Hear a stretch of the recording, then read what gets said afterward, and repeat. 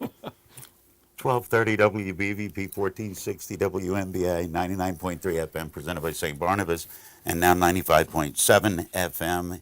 It's Teleforum. Today it's Ask the Commissioners, but it's Ask the Commissioner. It's Ask the Commissioner singular because you are the only one here. You are the one that is known as Jack Manning.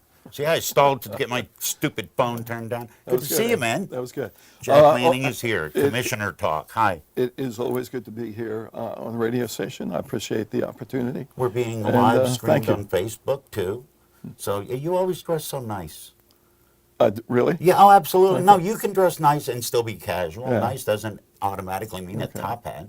You don't got to come in holding the groundhog or nothing to look spiffy. Okay, well, credit goes to my wife. She lays stuff She out. lays stuff out. It's kind of like a Garanimals. Do these things match? You And remember we, Garanimals? yeah. Were you match?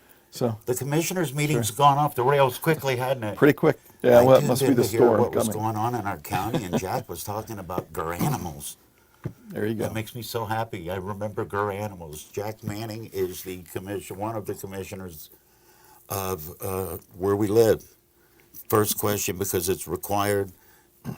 Is there any news? Is the assessment ongoing? Is the assessment stopped because of the weather? No, the weather won't impact where they are right now because Okay. they've done all the physical visits and the stuff that was That part's slowing done? things down. Okay. They've got the data they need. Now they're going through matching what's on file versus what they've accumulated and starting to go through the calculations community by community. So they'll spend most of this year doing those calculations, and then we'll start to see individualized potential assessment rates, and then we'll spend most of next year, ensuring that and going through discussions with people, letting them know how those numbers have been arrived, Okay. and any appeals. Is and that when things that people take are going to place. see the numbers and start calling Yeah, and saying, what the heck? I believe by this fall, people will start to get preliminary estimates of what their assessment is going to be. But and then we're going to continue to try and educate the public on how those numbers are derived, what they are, reinforce the fact that this is not a revenue generating process. It's about tax fairness and the like, and educating people on how those numbers are arrived and how you do that. If one neighborhood, one community goes down, another one's going to go up to offset that to keep things revenue neutral. So you're getting to the same number, you're just getting to it potentially from different Correct. locations or sources. Correct. Do you expect a lot of people to squawk? Nobody's going to call and say, hey, my taxes went down, thank you. Well, Tyler Technologies, these folks have done assessments all across the country, in Ohio, New Jersey, and here in Pennsylvania. They've done some of the surrounding counties. They have an estimate of what kind of, what percentage of things get appealed and have to go there. And there's an estimate of 10% of the people probably object. Some of those may go all the way to court. Our desire is to prevent that from happening by making sure people understand the process, and the process is done accurately and fairly and consistently across the board. Is the timeline where you want it? Well, it is now. Yeah, once we got that, How bad that did delay. COVID jack this up? Well, it moved things off schedule Right. by about 6 months. But the trouble with an assessment, 6 months you can't do, because you still have to work on the calendar year to get the things done, get it issued, get them in front of people so that the taxes can start to be changed and mailed out for 2024. That's when the impact of this will show up to individuals in terms of their tax bill, 2024. But you can't move things up half a year and say, okay, July we're going to issue this or Right. do some stuff. So we had to kind of move everything back a full calendar year because we were half a month or so off in our ability to collect all the data that we need to collect. I'm just curious, how much of your time is spent on projects like this, and how much of your time is spent explaining projects like this to, residents? Well, really it hasn't been as time consuming for us as commissioners. I mean, most of the work has fallen on Tyler Technology. That's why we passed the bond, got the money, Right. set aside $8 million or so to pay them to do the work for that. Ours is monthly oversight meetings, assessment board meetings where we get updates of what's going on, or if they come to us in the interim with some specific problem, like they did with falling behind on some of these because of COVID, not being able to be out in the neighborhood, and also some issues in having the manpower, the resources to be able to complete that. I mean, there's work shortage issues all over, and it affected them just as much as it affected a restaurant or manufacturing place that couldn't hire enough people. I should have asked you the question that everybody's asking when they run into somebody today when I saw you. So how are the roads? Actually, pretty good this morning. I was encouraged. A lot of salt brine on the roads. I think PennDOT's been pretty busy here in Beaver Falls. I passed several trucks, so far it's not too bad. We'll see what happens later this afternoon and this evening. Well, that leads me, and we've talked about this a little bit. Jack Manning is my guest. We're chatting with the commissioners, and you can listen to this like you are, or you can watch this like you might be. If you've got a question for Jack, you can call it in, but you can also post it in the comments section. This is being live streamed right now, video, on our Facebook page, Beaver County Radio's Facebook page. This has come up at different points, but something happened last week that made me think of you.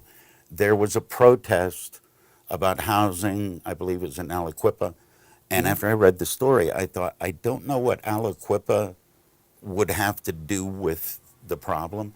How often do people not know what it is that you can and can't help them with as a commissioner? We actually got a notification on that, and we just didn't ignore it and say, hey, it's not our problem, it's a local issue. We got on the phone, we talked to HUD, we talked to the Housing Authority. It's not a Beaver County Housing Authority property, it's a privately owned one, but it does get some HUD funding. So even though we didn't intend to protest or we didn't publicly do anything, behind the scenes we were trying to find out what the issues were and the like. I've talked to the code enforcement individual in Aliquippa. I have a good relationship with the folks in Aliquippa to see how they were handling it. Right. Because it's a little bit more of a local control issue than it is a county issue.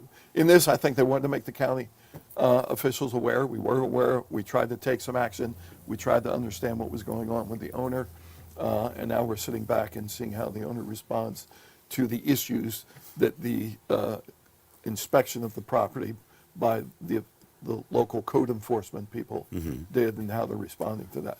But there's not much we can do at the county level other than call the contacts and try and find out what's going on and apply pressure to have that thing, To fix situation taken care of, Right. to solve the issues that those residents were having. It's deplorable conditions, and it's difficult to see and hear about how some of those folks were living. So we do what we can from the outside. We try and influence that. We don't Right. control the situation, but we do have some influence, and we did that behind the scenes to help however we could. Who's got the loudest voice in that argument? HUD? Well, they control. They control the money. The money. So obviously, if HUD's saying you do this, the unfortunate thing is though, if there isn't compliance and stuff, one of the solutions is to vacate the property and say you can't live there. Right. So now you're Now you taking just- you people got- from the only housing they have and trying to find another place Right. for them to go into. So sometimes the alternatives aren't that good unless you can force the owners to do that. And my understanding is there were some significant expenditures that they were doing with elevators. I mean, we're talking tens of thousands, if not hundreds of thousands of dollars worth of repairs that may have to be done on the building to get it to satisfactory, safe level. Does that put it on the radar of organizations like HUD to keep paying attention, or as soon as this gets fixed up to the point where people stop complaining for a little bit, they go on to the next thing? Yeah, I mean, as far as I know, we deal with HUD a lot, community development program, Right. the community development block grants, that's all HUD money coming in, as well as the Housing Authority, which again, the Beaver County Housing Authority is an independent authority. We do have a relationship there in terms of board member and oversight and stuff. But for the most part, I think HUD is probably as attentive as any federal organization in overseeing those kinds of things, and they tend to respond and pay attention. Well, that's nice. They Yeah. tend to respond. Tend to respond. That is such a wonderful. They're as focused as any federal agency I know. Yeah. Some things tend to be a black hole. You kind of Yeah. inquire, and it Well, goes into the netherland, and you may or may not get a response. And it turns into a cover your own business situation. With I sent the email. Yeah. I don't know how difficult is your job because of all of the different organizations. Just in that one conversation, about 3 minutes, Jack, we talked about 5 or 6 different groups and organizations. Does that mess up or does that hinder logistics when it comes to fixing stuff? Not really, because I think as well as Dan and Tony, we have very good, strong relations with all of those entities. They know us, we know them. We work collaboratively, particularly at the local municipal government level.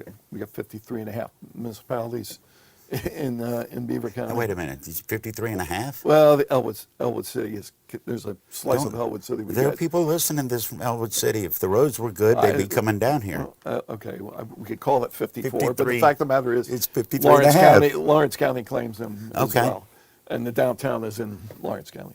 But that's a lot of moving parts, a lot of local officials, a lot of planning commissions, a lot of local folks. But we have good relations with all those folks, and we're responsive when they call us for assistance, for help, for solving problems. And now with the American Rescue Plan money there, obviously we're being able to provide some monetary resources where we haven't in the past. And then at the state level, I will say our delegation at Harrisburg, we have tremendous collaboration and cooperation with those folks. You've said that before between Marshall and Jim Marshall and Matsy Josh Kale and Rob and Matsy Ryan. Cameron Balalata and Elder Vogel. Yeah, we have great relations with those folks. They understand our priorities. They try and respond the best they can. And a lot of our issues that we face at the county level are manifested either in Washington, D.C. by the federal government or by Harrisburg. Is that the call where you say, hey, do you guys know what you just did? Trust me. You will phrase it much more politely than I just did. No, sometimes you're not helping. Yeah, is that it? Yeah. It's like, you're not helping us down here. What's up? But that's kind of an 80-20 rule that, 80% of the time things are good, we're in sync, and things are working. 20% of the time we've got issues, most of which can be resolved. Some which can't be because it's a political issue in Harrisburg, and you're dealing statewide, and different factions, different part of the states have different priorities, and sometimes it's difficult to get what we would like to see done. Do you develop that skill as you do your job? Or do you recognize more quickly now, that's not going to happen, I'm not going to beat my head against the wall, let's go over here? Yeah, we all are very passionate about certain things, Tony, Dan, and I, and sometimes we're in sync on that passion about that thing. Sometimes you're not. That's my thing, or that's Dan's thing, or that's Right. Tony's thing, kind of stuff. But we understand that, and we can get behind each other for those issues. But I've learned over my career, I'm kind of a pragmatist. Okay. By nature, and also a realist. I look at things as they are, not as I want them to be, and figure out what we can do in practical terms, pragmatic terms, to find a solution.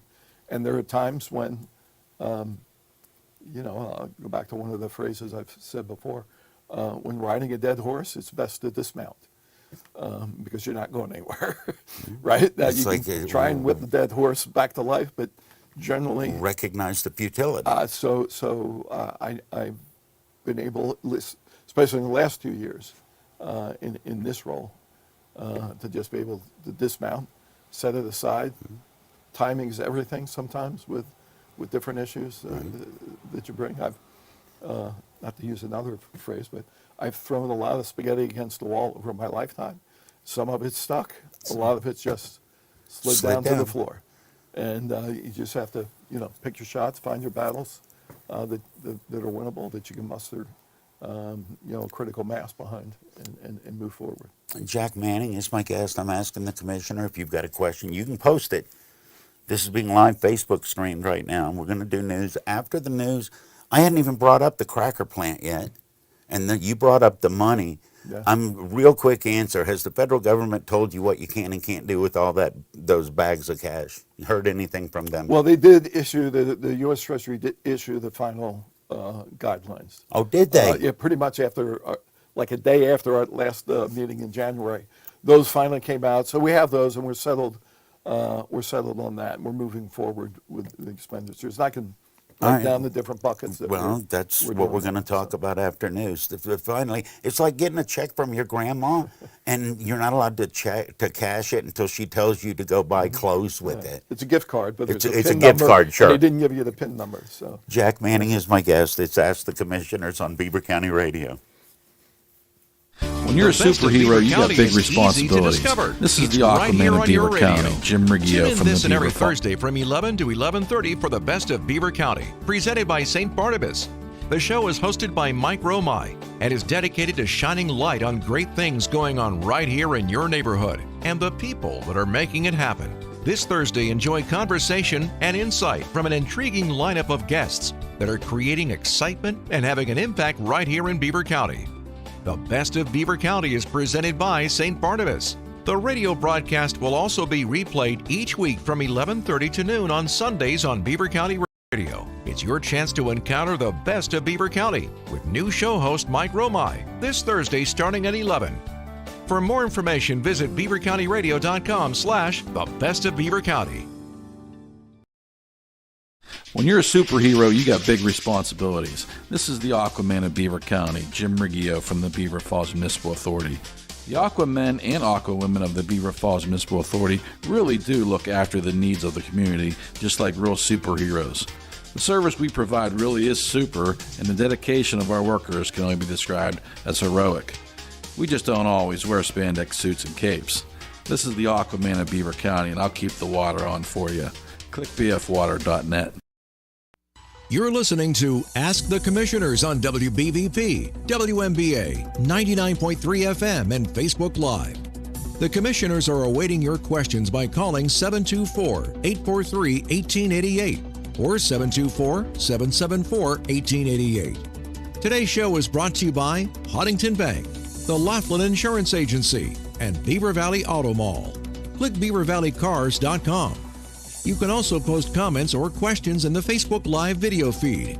And now, it's your chance to Ask the Commissioners, right here on Beaver County Radio. How would you like to fall in love twice this Valentine's Day? Now, hold on. Before you think that this is about sharing affections with someone other than your loved one, this Valentine's Day you can experience deeper passion with your significant other. Plus, you can also fall in love with Beaver County's newest dining venue, The Willows, all at the same time.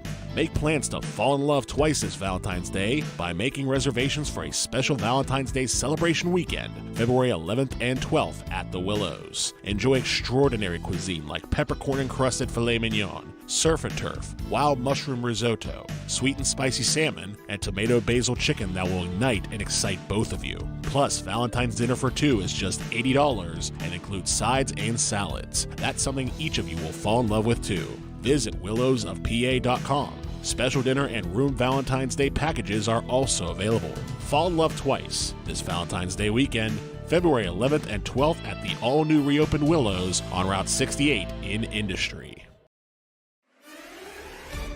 Beaver County Radio's news source, 95.7 and 99.3 FM, along with 1230 WBVP, 1460 WMBA, and streaming at beavercountyradio.com. Here's Frank Sparks. And good morning. As today's forecast is calling for sleet, possibly mixed with freezing rain before 3 p.m., then sleet between 3 and 5 p.m., then sleet possibly mixed with snow showers after that. And the sleet could be heavy at times. Temperatures will stay steady today around 30 degrees as we do continue with a winter storm warning through 10 a.m. tomorrow morning. We'll get you complete Beaver County Radio weather forecast right after we have this look at news. Most of Beaver County's bridges are safe, but one of its major ones may need an upgrade in order to stay that way. Matt Durzik has more from the Commissioner's work session at the Beaver County Courthouse. At the Commissioner's work session on Wednesday, Commissioner Jack Manning addressed the safety of several bridges in Beaver County in lieu of the recent collapse of the Forbes Avenue Bridge in Frick Park. Manning spoke in detail about the Ambridge-Aliquippa Bridge, which had undergone emergency repairs last November. I know we've had a lot of questions about the safety of the bridge, and our bridges in general, but again, if we have any concerns at all, public safety is our biggest responsibility as commissioners. It's what we take the oath to protect the health and safety of people. I just want to try and assure people that right now that bridge is considered safe, in fair to good condition. But if we're going to talk about replacing it, and that bridge was opened in 1924, it'll be 100 years old in a couple of years. From the county courthouse, I'm Matt Durzik for Beaver County Radio News. Aliquippa City Council remembered one of their own that passed away recently at their recent meeting, and also dedicating a park to somebody special. Beaver County Radio News correspondent Sandy Giordano has more. Vicki Fratangeli was a councilwoman for several years and passed away last week. Mayor Dwan B. Walker led council in prayer and delivered a message on how she loved her family, the city, and entertaining at her home. Members of the Plan 11 community submitted a request to dedicate and name the 3rd Avenue Playground after the late Mrs. Eleanor Redd, who worked for Beaver County Head Start for 37 years, caring for families and the city's children. The motion was approved. This is Sandy Giordano reporting for Beaver County Radio. Pennsylvania's Democratic majority Supreme Court is taking control of choosing new district lines for the state's shrinking congressional delegation. It's a process that has deadlocked the state's governor and legislature. The 5 Democratic justices issued an order yesterday directing a lower judge to give them a report by Monday that recommends a new map along with her legal and factual findings that support it. Democratic Governor Tom Wolf has vetoed a proposed map that passed the Republican majority legislature on nearly party lines. Comparatively, slow population growth over the past decade has cost the state a congressional seat, so the new map must account for the drop in delegation from 18 to 17. The Democratic Party's endorsed candidate for governor of Pennsylvania, State Attorney General Josh Shapiro, headed into 2022 with $13.4 million in his campaign account. That's a state record for a candidate heading into an election year. Shapiro, whose campaign report was posted online by the state after Monday night's deadline, is not expected to face opposition in the primary. He reported raising $13.4 million in 2021. Labor's union gave Shapiro more than $3 million in 2021, while donors who gave at least $50,000 kicked in more than $5.4 million. The double-digits deep field of Republican candidates vying for the party's nomination turned in relatively paltry results for fundraising through December the 31st. Pennsylvania's governor and his Democratic allies in the legislature are laying out their proposal to spend federal pandemic relief money on workers, environmental programs, and a one-time property tax subsidy for lower-income homeowners and renters. The plan was announced yesterday, less than a week before Governor Tom Wolf is expected to present his 2022-2023 state budget proposal to the Republican Majority General Assembly. Lawmakers would have to approve this spending for the plan to take effect. In the $1.7 billion Democratic proposal, the largest category is $500 million to help families pay for child care, household expenses and classes, training, and licenses to obtain greater skills and boost their incomes. Here's the Beaver County forecast on 95.7 and 99.3 FM, along with 1230 WBVP, 1460 WMBA, and streaming at beavercountyradio.com. Sleet possibly mixing with freezing rain before 3 p.m. today, then sleet between 3 and 5 p.m. today, then sleet possibly mixing with snow showers after 5 p.m. The sleet could be heavy at times. The temperatures will remain steady around 30 degrees throughout the day today.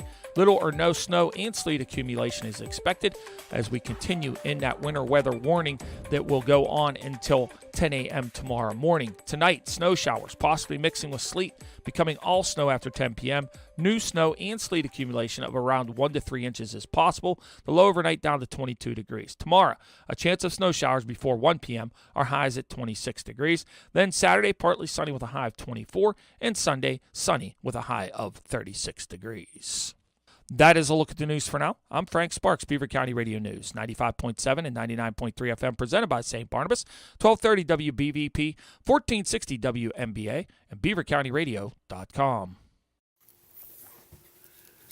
It is Teleforum. First half hour, Jack was explaining stuff. Second half hour, I think we'll stick with that theme. Jack Manning is my guest. We're asking the commissioners. If you've got questions for the commissioners, you can post them in the comments section. This is being live on the Facebook feed on our Beaver County Radio Facebook page. Jack, real quick, the government told us what we can do with our money. Break down what we're allowed and not allowed to do with our money. Was there anything they said, no, you can't do that you had something earmarked for with the federal funding? Yeah, you're not allowed to pay down debt, and some other, you can't do tax relief, and a couple of things like that. Okay. But for the most part, it's very similar to the CARES Act money that we got.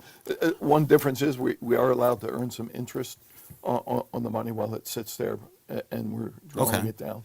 We couldn't do that with the CARES Act money, so there's been some positive changes there. They did loosen up some of the more restrictive guidelines for us, and so I think we have a pretty good idea how to move forward.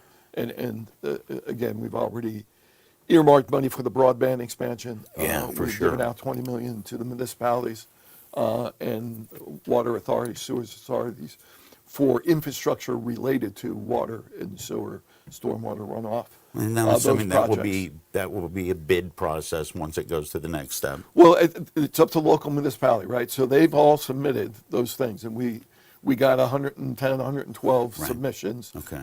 We divvied up the money and gave stipends to each of those entities that requested something, but it's their bid process.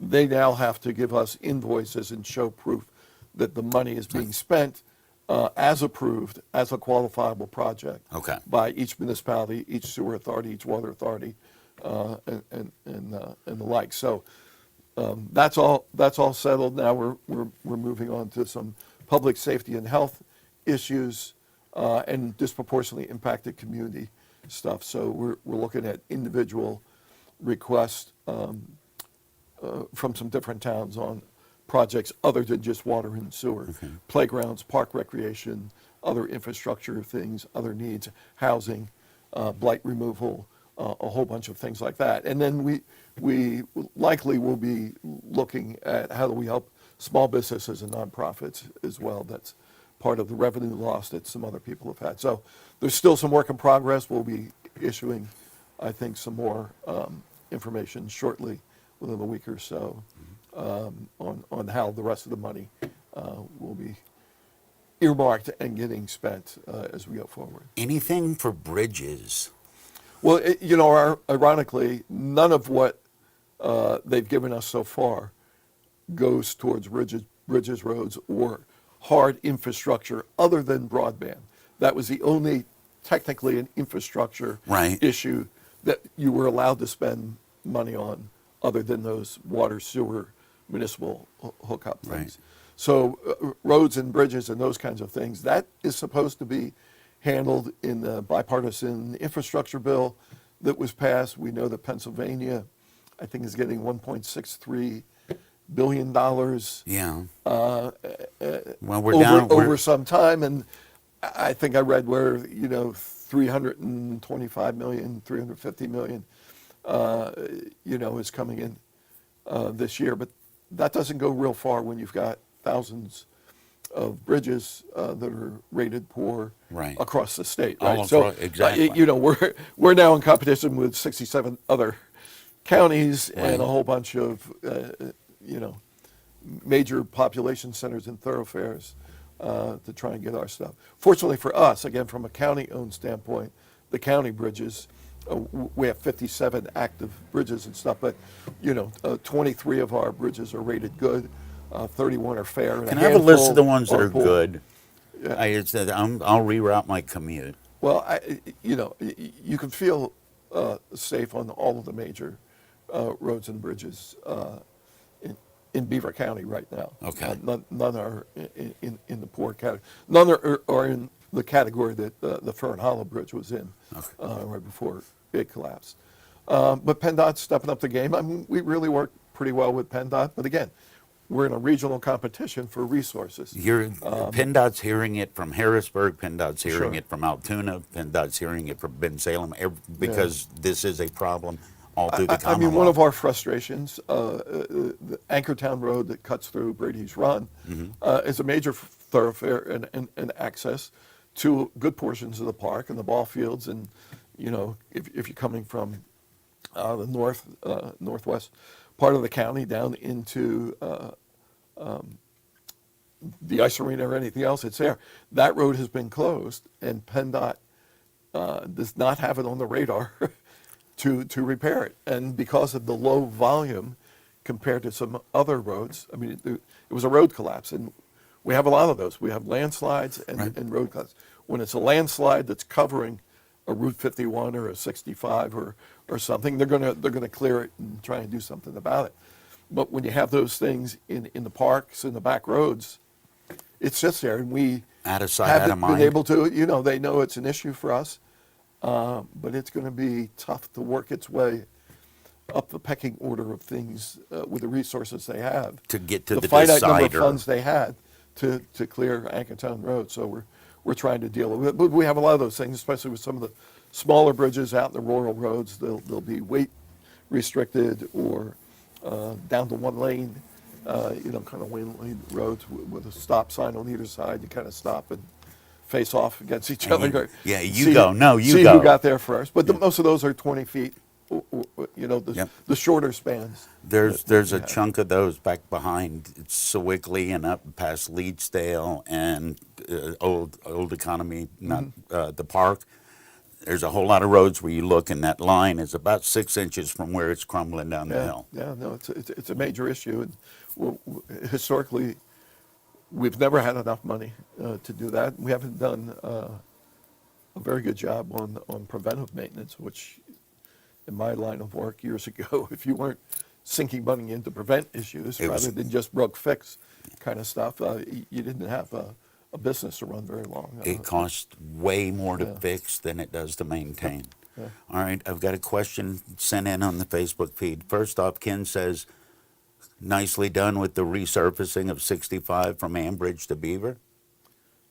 Take credit for it. I don't know what you did. I take no credit for it. It was a PennDOT. Claim it. It was a PennDOT job, and Yeah. they contracted out. There's still some water runoff issues, and that's one of those major thoroughfares where you have a lot of water, stormwater runoff, a lot of issues, water covering the road. Hydroplaning can happen every once in a while.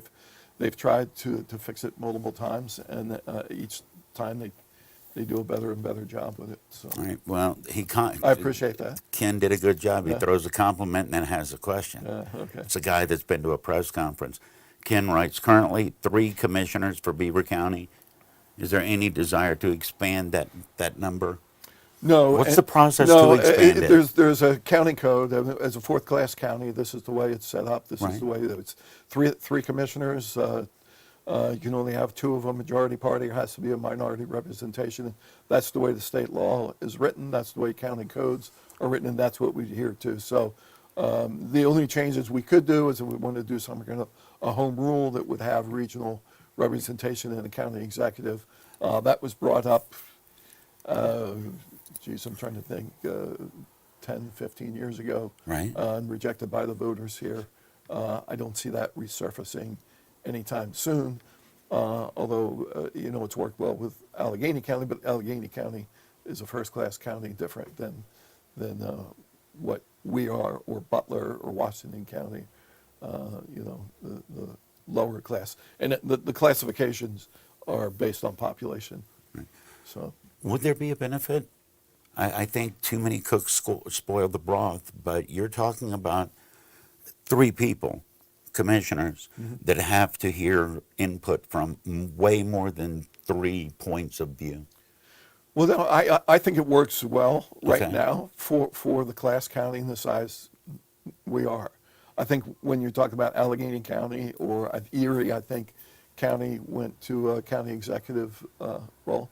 That could also be successful, but it's not really the commissioners so much as the staff and the resources and the department heads we have.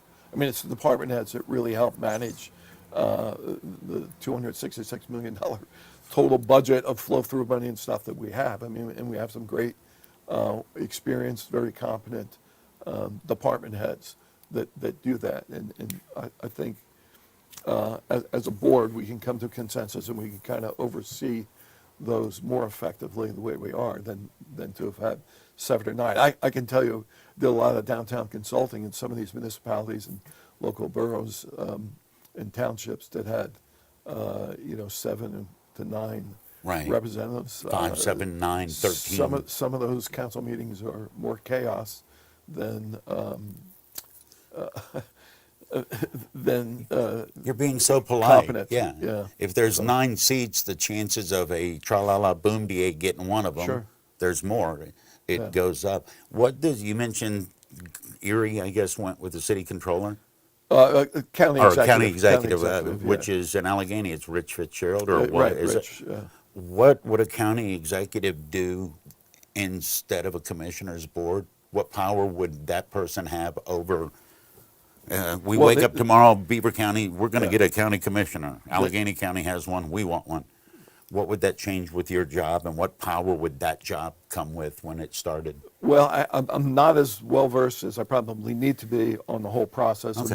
and what they can and can't do. But Right. but it's much more like a corporation. You're the CEO, and you set the tone, you set the agenda, you set the vision. You're the spokesperson for the for the county, for the issues That's, that are going forward. that seems like it would be going in the opposite direction of representation. Well, there's still local representation. There are still in Allegheny County representatives from different sections of the county Okay. that form a council that Rich reports to. But at the end of the day, he runs the show. You said, you mentioned you do consulting work? Oh, I did. Yeah. You did, what kind of work was it? I mean, who were you consulting? I, Boards? I worked for an outfit that had a contract with the river towns in Beaver County, some in Allegheny County, Lawrence County, a couple in Ohio. So communities that had a traditional core downtown business district, Right. that's what I went. And I worked with the local business district authorities, local municipalities, to help revitalize those communities and give them guidance on the things they needed to do to attract and retain small businesses and revitalize those core downtowns. That leads perfect to my next question. How is Beaver County going to handle when the cracker plant gets done? Isn't it about 90, I'm talking about being built. We're at about 90% maybe? That's what they estimate, 90%, and sometime this summer they'll actually start. That's a whole lot of pickup trucks. We did get notice they're going to start to do the steam blows, as I call it, checking the lines and the pipes and the vessels. They're starting that this week. There's still a lot of work to be done, a lot of connectivity that they're working on. I'm not that concerned about it completing. Well, no, that makes me those feel orders. good. Tell me why I shouldn't be. Well, because there's still a lot of construction work that needs to take place. and a lot of Even other after the projects that plant's are going- done. Well, not just at the cracker plant, just Right. regionally. There's still a lot of work that's going to be here. I mean, take the airport, for instance. It's right across the border from Beaver County. They're building a whole new, terminal there and moving the terminal back and stuff. That's a multi-million-dollar project that's going to provide a lot of jobs for folks permanently as well as during construction of that. And just a bunch of other projects that are going on in the area. And, we have good plans for, sounds like we got something going on here. You know what? As bad as the weather's going to be, if we only hear one siren today, it's not bad. we're ahead of the game. Yeah. But, we have significant plans to increase tourism, to go after small conventions, to go after athletic events. Second siren, that's on me. I jinxed it. I'm yeah. sorry, Jack. So, we have a lot of things that we're working on to make Right. sure that those hotels come to good use. And a lot of the hotels, there's still a affordable housing shortage. I think some of those hotels and stuff will convert into apartments and some other condos and other affordable living for people. I hear all the time people trying to find affordable housing, affordable apartments, and they're tough to get because so much of the out-of-town construction work took up those those units and that housing. We've got a lot of new housing starts that are happening in different Still? townships. Yeah, absolutely. A bunch under construction in Brighton Township, Chippewa, Hopewell, different places. So there's still a lot going on. I'm very positive. I know Commissioner Camp has shared this before, and I tend to agree with him that I think we're going to continue to have good, strong growth compared to other counties in this region by the foundation and what we've said, and the sense of hope and the great investments that are happening in our community. It's all been very positive. There's been a tipping point, I believe, with the cracker plant that has put Beaver County on the radar, that more investment's going to come into the area, more business, a diverse set of businesses, and it's going to attract and retain more people in the region. So you're not worried we're going to wake up and they announce that the plant's finished and it's up and operating, and then all the pickup trucks with all the different state plates, they disappear? You see enough, there's enough root system that's already come from this that it's going to stay? Yeah, I think so. Yeah, and if you talk to some of the union leaders, they're very optimistic about the future and the long-term employment opportunities for IBEW 712 and the Carpenters Unit and some of these folks here locally. There's a lot of work. And again, the cracker plant, while it's estimated to be about 700 Shell employees, there's probably going to be, I don't want to speak on behalf of Shell or something. In my own experience, I can tell you that we had almost an equal number of contract employees when I've run those kind of operations as we did permanent employees. Okay. So, my experience in my Nova Chemical days, we had permanent contractors from McCarles and Blackhawk Neff and Paris Construction. They were crews that were on there that did a lot of work they weren't that our leaving. folks didn't do. It's a pretty big facility. They're going to have constant, vendors and contract workers in there, in addition to the permanent employees that they have to actually be running the operation. So a lot of that maintenance, preventive maintenance, ongoing maintenance, cleanup, different stuff will continue to provide more than just 600 jobs there. But that said, there's just additional work and activities that are going on. Yeah, you've in spoken the county before about investment. other companies that are coming here Well, look, because of what that plant is going to be able to provide a product. St. Barnabas bought the old Baker Engineering campus. Yeah. They're going to do something with it. Yeah, you don't Right? buy something to leave It's it. just not going to sit there. That's right. As it is. Something's going to happen there. That's more work. That's more activity, more construction for people there. You look at what's happening in West Aliquippa with the redevelopment down there that's happening. You look at Midland and along the riverfront there. You look at the Bruce Mansfield site that's sitting there that somebody's going to do something with. There's interest in that site, and something's going to happen there. What would you tell people that say, yeah, we've heard that before, they were going to do something with this site or that site and they never did? What's the difference between then and what you foresee now? Well, other than the fact that the reality is Beaver County is much more attractive than it was in the past. Okay. For a lot of reasons, not the least of which is it is a little bit more affordable housing. We've done a good job of keeping the taxes low, which make it more attractive. We're doing a lot of work with education so that young families know they get a good education here in Beaver County. When you look at the things that are happening from Lincoln Park to other charter schools to the improvements that the public schools themselves are making, to look at the housing stock with the new builds that are happening, to look at when the reassessment's done that there'll be fair taxes and millage across communities. And again, compare us to some of the surrounding areas. We're still more affordable as well. And just the businesses that are coming here, the revitalization that's happening in our downtowns, in our townships.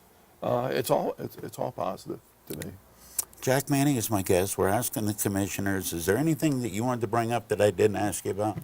I don't think so. Oh, how's the Zamboni? Do we have the new Zamboni? Has it been shipped? Where's it at? It's been ordered. I believe it's probably in the queue to be constructed. You got the heated seat and the cup holder edition, right? And to be, I think it's got Wi-Fi, Bluetooth. Of course it does. But yeah, hopefully we will get that delivered sometime in August, maybe. Okay. But In time. time for next season's, hockey stuff. So Any thought to sponsoring it, having people pay to get their Well, names, because we can use the money in the county. We may do that because Tony Caltori, our terrific Park and Rec and Tourism Director, just asked us if it was okay to put advertising on the boards of the ice rink. Pretty much every ice rink, everywhere in the On the world planet. has it. We didn't, and I posed the question. I was always surprised that we didn't have it. Yeah. So we agreed to that. So there might be some, little placard on the side of the Zamboni as So well. every square we can do. inch. And the only thing I didn't really talk about extensively, but in addition to this emphasis on tourism, because that's where you can really bring outside new tax dollars and revenue into the county. And we have some great projections for just being able to hold baseball and softball tournaments over the weekend on different facilities and stuff. We're talking about, That's revenue. $2-3 million, a year coming in, or per tournament and stuff. And we're going to be investing a lot more into the parks, upgrading pavilions, doing some stuff. So we have a lot of things going on. I mean, our priority will always be the safety and health of residents and the stuff we're doing there with 911 center and all of those precautions that we take for public safety. But next to that, from my standpoint, tourism and parks and rec for the quality of life, that it brings is the next most important thing that we can possibly do. And we're committed to making a lot more investment in that area. All right. Great seeing you. You got to drive over how many bridges going home? 2. And I used to joke about the moving to Beaver County and people have to cross 2 bridges. They aren't going. They'll cross 1, but they won't cross. They won't cross 2. And it's a little more poignant now with the concerns over the bridges. But I usually cross a couple of bridges every day. So. All right. Jack Manning's going to cross bridges and call with an update and tell us stay off the roads. It's Teleforum